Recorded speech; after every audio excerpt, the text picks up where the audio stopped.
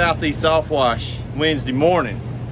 Not only did we build washing equipment, sometimes we'll get in here and bypass a burned up relay in a porta-cool. We'll rig it up. Sometimes we Get some tape.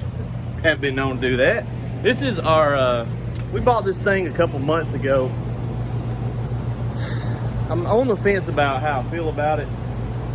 It does okay. It's not the best for the southern U.S. Should have done a little bit more research before we picked this thing up, but according to what I've read since then, it works really good in dry areas, but where we are, it's really humid. So the first day we got this thing, how much we pay for this thing? Like $3,800. Yeah. It was right at $4 grand. So we're hot in the shop, and we was like, hey, this will cool the shop off. That was the theory, because it does have the word cool in the name. It does not affect cool now. So we it's been sitting in that corner over yonder. It does all right. We plugged it up the first day, and we went to the hardware store to get some parts for skids and stuff, just wiring and little stuff. And we come back, and there was a small cumulonimbus cloud in the ceiling in here because of all the humidity. So the way it works is you really need airflow through the building, and it just drops the temperature by pretty much putting damp air in the room, and then you circulate it. Same concept as sweating. I don't think I'd buy another one for the price. It don't do what we thought it was going to do. And last week, it blew a relay. There's a little bitty relay right there. Need one? Don't need a relay. So we ordered another one. It's only $10. I plugged it up yesterday. Put the new relay in it. It came back on. Well, this morning it's blew that relay again. Some reason it's pulling voltage too much somewhere. So we're bypassing the relay, wiring the switch back up. So it's got two switches on the side over here. It's got basically a potentiometer switch where you can increase or decrease your fan speed, and a regular on-off for the pump, little wire meter, voltmeter. So we're just gonna get rid of that. Mr. Wilkins here does know a little bit more than I do about them electric volts. So it'll be back operational, but it's a very basic design. It don't really do a whole lot. It's got a pump down here, right there. There's a pump. This is a little float valve that cuts the pump off so it doesn't run dry. There's basically a Hudson style float valve right there that shuts it off when you fill this reservoir, and it pretty much just pumps water through this pipe, or this hose, up into this piece of PVC with holes drilled in it right there, and that just cascades down these cardboard baffles, and then the fan is just a regular fan in front of that, taking that damp air into the room. It did feel good in here yesterday. We put it over here by the door. We're trying to get circulation through the building, just to kind of, we got those exhaust fans up there and this big fan, so we're trying to just float air that way, fresh air, keep it cool. But I don't, if you lived out west somewhere, it'd probably be a really nice thing to have. But what are your thoughts on the porta-cool? You're like a little bitty duck with a little bitty beak. I mean, if you're, I don't know what you said, but if you're in front of it, 15 foot or something, it'll cool you off. But in a big area like this where it's already humid, it's about like a fan once you get on out away from it. So this is the biggest one they make, and it said in the description that it was for like exactly this square footage. Right at 6,000 square feet. 5,500, 6,000 square something, and that's about what our shop is. So we thought, okay, well that'll be nice, and it does do a little bit, but it's not. It's showed not $4,000 worth of something.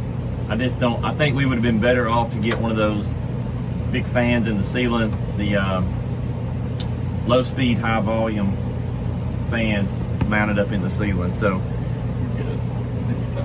the good thing about not being stupid is you can fix things like this, just little electrical issues, relays burning up and stuff. You don't need this. So it keeps melting. You can see that little spot right there.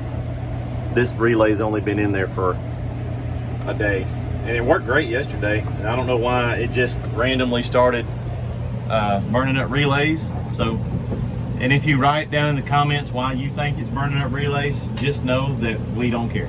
We don't care. If you got something to say about us taking a relay out, we also risking a damage here, we don't care about that either.